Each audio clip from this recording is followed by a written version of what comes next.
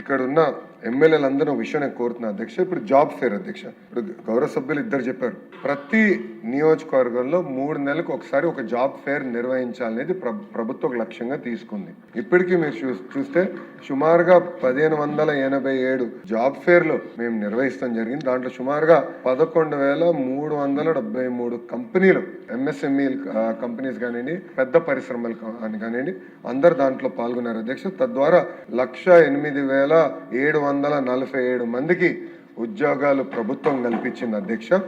అందుకే ఇక్కడ ఉన్న గౌరవ సభ్యులందరినీ కోరేది, ఈ జాబ్ ఫేర్ షెడ్యూల్ ఇస్తాం, మీరు కూడా పాల్గొండి, మీరు కూడా ఇది సెలబ్రేట్ చేయాల్సిన అవసరం ఉంది అధ్యక్ష.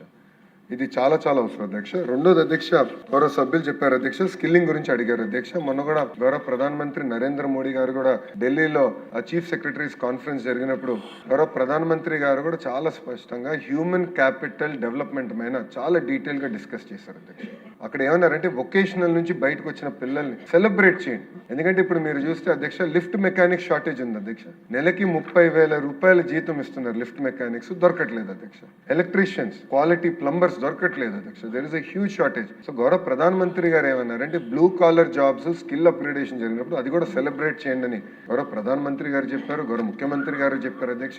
గౌరవ ముఖ్యమంత్రి గారు కూడా ఈ గ్రాడ్యుయేషన్ ప్రోగ్రామ్స్ ఏమైనా సెంచురియన్ యూనివర్సిటీ ఉత్తరాంధ్రలో ఉంది అధ్యక్ష, వాళ్ళతో కోఆర్డినేట్ చేసుకుని గ్రాడ్యుయేషన్ సెరమనీస్ కూడా సెలబ్రేట్ చేయండి అని చెప్పారు అధ్యక్ష.